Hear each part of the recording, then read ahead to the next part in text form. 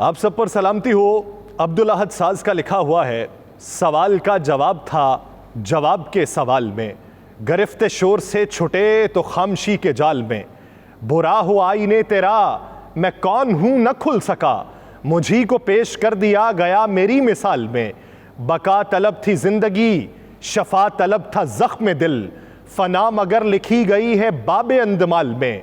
कहीं सबात है नहीं, ये कायनात है नहीं, मगर उम्मीद दीद में, तसव्वुरे जमाल में। कदीम से हटे तो हम जदीद में उलझ गए, निकल के गर्दिशे फलक से मौसमों के जाल में। नाज़रीन, मैं हूं यासिर रशीद और आप मेरा व्लॉग देख रहे हैं। नाज़रीन, इस व्लॉग में टाइमिंग के ऊपर बात की जाएगी कि मौजूदा सूरत हाल के अंदर कौन सा सानेहा हुआ और मौजूदा सूरत हाल के अंदर उस सानेहे के मुहर्रिकात क्या थे और आने वाले दिनों में सियासत के अंदर क्या तेजी आ रही है। दूसरी बात यह की जाएगी कि सियासत से माइनस कौन होने वाला है और बरसरे इक्तदार कौन आने वाला है। निगरान वज़ीर आज़म आएगा तो इंतखाबात कब होंगे और निगरान वज़ीर आज़म के लिए कौन से नाम या कितने नाम अभी तक मंजर आम पे आए हैं या किन दो जमातों में से निगरान वज़ीर आज़म आ सकता है। मंजरनामा इंतखाबात का वज़ा क्यों नहीं किया जा रहा, उसके पीछे क्या वजूहात हैं, इस पर मुफस्सल गुफ्तगू की जाएगी। नाज़रीन, पुरतशद्दुद इंतहा पसंदी की रोकथाम का बिल सेनेट में पेश किया गया। वज़ीर ममलिकत शहादत ऐवान ने ऐवान में पुरतशद्दुद इंतहा पसंदी की रोकथाम का बिल 2023 पेश किया है। चेयरमैन सेनेट ने मुजव्विज़ा बिल पर ऐवान से राय मांगी। बिल के मतन के मुताबिक पुरतशद्दुद इंतहा पसंदी से मुराद नजरियाती अकायद, मजहबी और सियासी मामलात में ताकत का इस्तेमाल और तशद्दुद है। इसके अलावा इसमें फ़िरका वारियत की खातिर धमकाना या फिर उकसाना, फ़िरका वारियत की ऐसी हिमायत करना जिसकी कानून में मुमानियत हो, पुरतशद्दुद इंतहा पसंदी में शामिल किसी फ़र्द या तंजीम की माली मुआवनत करना या तशद्दुद और दुश्मनी के लिए उकसाना भी शामिल है। इसी बिल के मुताबिक शेड्यूल में शामिल शख्स को तहफ़्फ़ुज़ और पनाह देना पुरतशद्दुद इंतहा पसंदी है और पुरतशद्दुद इंतहा पसंदी की तारीफ़ करना और उसके लिए मालूमात फैलाना भी पुरतशद्दुद इंतहा पसंदी में शामिल है। हुकूमत किसी शख्स या तंजीम को पुरतशद्दुद इंतहा पसंदी पर लिस्ट 1 और 2 में शामिल कर सकती है। लिस्ट 1 क्या होगी? लिस्ट 1 में वो तंजीम होगी जो पुरतशद्दुद इंतहा पसंदी में मुलव्वस हो, जिसका सरबराह पुरतशद्दुद हो। इस लिस्ट में नाम बदलकर दोबारा मंजर आम पे आने वाली तंजीमें भी शामिल होंगी। इस बिल के मुताबिक लिस्ट 2 में ऐसे अफराद शामिल हैं जो पुरतशद्दुद इंतहा पसंदी में मुलव्वस हों। लिस्ट 2 में पुरतशद्दुद इदारे, लीडर या पुरतशद्दुद इदारे की माली मुआवनत करने वाले भी शामिल होंगे। हुकूमत पुरतशद्दुद फर्द और पुरतशद्दुद तंजीम की मीडिया तक रसाई या इशाअत पर भी पाबंदी लगाएगी। इस बिल में कहा गया कि पुरतशद्दुद फर्द या तंजीम के लीडर या फर्द की पाकिस्तान में नक्लो हरकत या बाहर जाने पर पाबंदी होगी। इसके अलावा हुकूमत पुरतशद्दुद तंजीम के असासे की छानबीन करेगी। बिल में यह बात भी की गई कि हुकूमत पुरतशद्दुद तंजीम के लीडर, ओहदेदारों और मेंबरान की सरगर्मियां भी मॉनिटर करेगी। पुरतशद्दुद तंजीम के लीडर, ओहदेदारों और मेंबरान का पासपोर्ट जब्त कर लिया जाएगा और बैरून मुल्क सफर की इजाजत नहीं दी जाएगी। इसी बिल के मतन के मुताबिक पुरतशद्दुद तंजीम के लीडर, ओहदेदारान और मेंबरान का असलहा लाइसेंस भी मनसूख कर दिया जाएगा। असासे, प्रॉपर्टी और बैंक अकाउंट मुंजमद कर दिए जाएंगे और इसके अलावा पुरतशद्दुद तंजीम को इलेक्शन में हिस्सा लेने की इजाजत नहीं होगी और कोई मालियाती इदारा पुरतशद्दुद तंजीम के लीडर, मेंबर या ओहदेदार को माली मुआवनत भी नहीं देगा। बिल में यह भी कहा गया कि लिस्ट में शामिल शख्स को 90 दिन से 12 माह तक हिरासत में रखा जा सकेगा। इसी बिल के मतन के मुताबिक तालीमी इदारे किसी शख्स को पुरतशद्दुद इंतहा पसंदी में मुलव्वस होने या उसका प्रचार करने की इजाजत भी नहीं देंगे। इसके अलावा कोई सरकारी मुलाजिम ना खुद ना उसके अहले खाना पुरतशद्दुद इंतहा पसंदी में मुलव्वस होंगे। पुरतशद्दुद इंतहा पसंदी के मवाद को सोशल मीडिया से फौरी तौर पर उतार दिया जाएगा या फिर ब्लॉक कर दिया जाएगा। काबिल सजा जुर्म सेशन कोर्ट के जरिए काबिल समात होगा। जुर्म ना काबिल जमानत, काबिल इदराक, कॉग्नाइजेबल और नॉन कंपाउंडेबल होगा। बिल में कहा गया है कि मामले की पुलिस या कोई और इदारा तहकीकात और इंक्वायरी करेगा। इसी पुरतशद्दुद इंतहा पसंदी के मुर्तकब शख्स को 3 से 10 साल तक सजा और 20 लाख रुपए तक जुर्माना होगा। इस कानून की खिलाफ वर्जी करने वाले शख्स को 1 से 5 साल तक कैद और 10 लाख रुपए तक जुर्माना होगा। पुरतशद्दुद इंतहा पसंदी में मुलव्वस तंजीम को 50 लाख रुपए जुर्माना होगा। तंजीम तहलील कर दी जाएगी। कानून की खिलाफ वर्जी करने वाली तंजीम को 20 लाख रुपए तक जुर्माना होगा। जुर्म साबित होने पर फर्द या तंजीम की प्रॉपर्टी और असासे जब्त कर लिए जाएंगे। मुआवनत या साजिश या उकसाने वाले शख्स को भी 10 साल तक कैद और 20 लाख रुपए जुर्माना होगा। जुर्म करने वाले शख्स को पनाह देने वाले को भी कैद और जुर्माने का सामना करना पड़ेगा। हुकूमत को मालूमात या मुआवनत देने वाले शख्स को तहफ़्फ़ुज़ फराहम किया जाएगा। इसकी एक एक शिक को बगौर सुनिए। हुकूमत लिस्ट में शामिल शख्स या तंजीम के लीडर और मेंबरान को गिरफ्तार करके 90 रोज तक हिरासत में रख सकती है। मुद्दत में 12 माह तक तौसी हो सकती है। मुतासिरा शख्स को हाई कोर्ट में अपील का हक होगा। चेयरमैन सेनेट सादिक संजरानी ने हुकूमती और अपोजिशन अरकान की मुखालिफत पर पुरतशद्दुद इंतहा पसंदी की रोकथाम से बिल 2023 ड्रॉप कर दिया। हुकूमती और अपोजिशन अरकान ने शदीद मुखालिफत की और बिल पर मजीद कार्रवाई को रोक दिया गया। वज़ीर ममलिकत बराए कानून शहादत आवान ने पुरतशद्दुद इंतहा पसंदी की रोकथाम से बिल सेनेट में पेश किया था और बिल पेश करने पर अपोजिशन अरकान अपनी नशिस्तों पर खड़े हो गए थे, जिस पर चेयरमैन सेनेट ने कहा कि बिल कमेटी को भिजवाने का फैसला तो करने दें, आपको बोलने का मौका दिया जाएगा। PTI सेनेटर हुमायूं मोहम्मद ने कहा कि इतना अहम बिल है और ये लोगों की जिंदगी पे असर डालेगा। लगता है कि राना सनाउल्लाह साहब का यह बिल पाकिस्तान तहरीक इंसाफ को इलेक्शन से रोकने का बिल है। इस बिल की तमाम शिकों से तहरीक इंसाफ के खिलाफ बू आ रही है। इस बिल के दूर रस नताइज निकलेंगे। हुकूमती इत्तेहादी जमात जमीयत उलमा इस्लाम फे और नेशनल पार्टी ने भी उजलत में कानून साजी की मुखालिफत की, जबकि सेनेटर कामरान मुर्तजा और ताहिर बजिंजो ने एतराज़ात उठाए।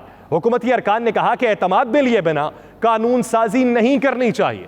जमात इस्लामी ने भी इस बिल की मुखालिफत की। सेनेटर मुश्ताक अहमद ने कहा यह बिल एक नहीं बल्कि तमाम सियासी जमातों के खिलाफ है। यह बिल जमहूरियत के खिलाफ है और इस बिल को पास करवाने वाले पार्लियामेंट के जरिए जमहूरियत की तदफीन चाहते हैं।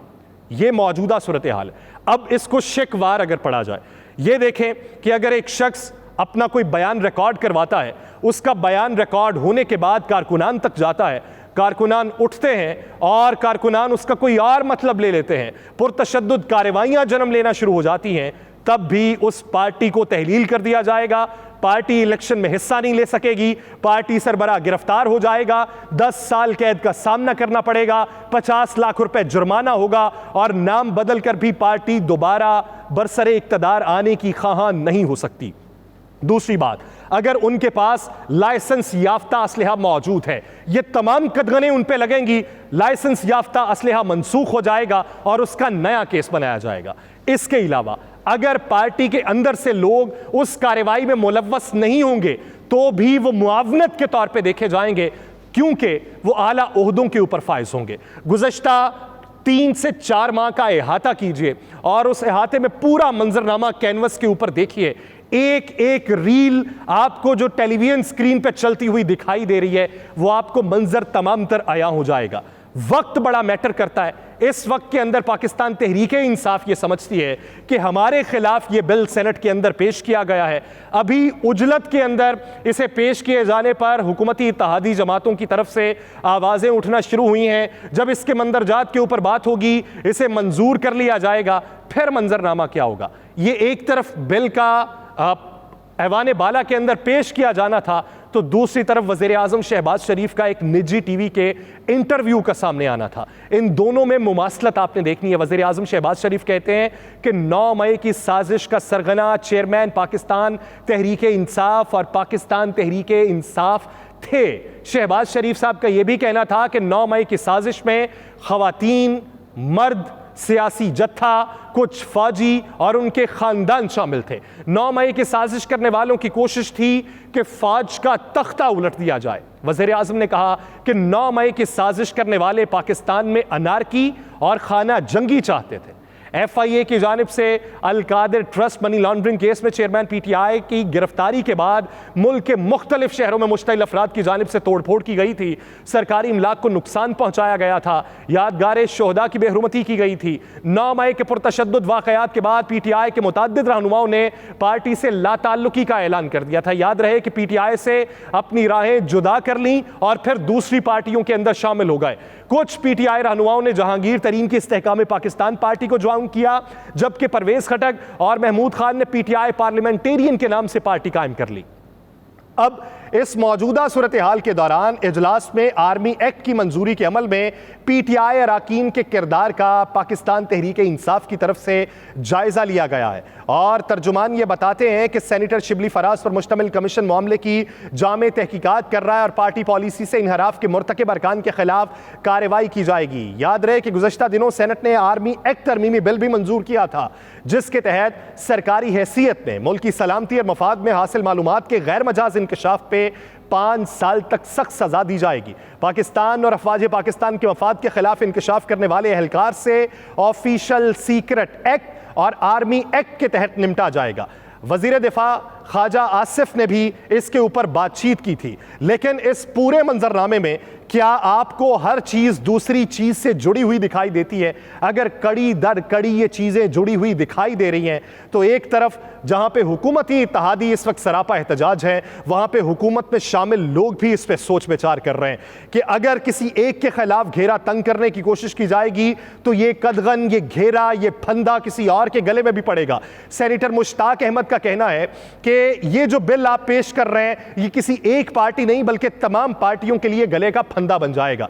अब इसको शिकवार देखना है। शिकवार देखने के बाद पाकिस्तान में ऐसी बहुत सी तंजीमें, बहुत सी पार्टीज हैं जिनके ऊपर बैनुल अक़वामी सैंक्शंस के बाद पाबंदियां लगाई गई और फिर वो नए नाम के साथ मंजर आम पे आई।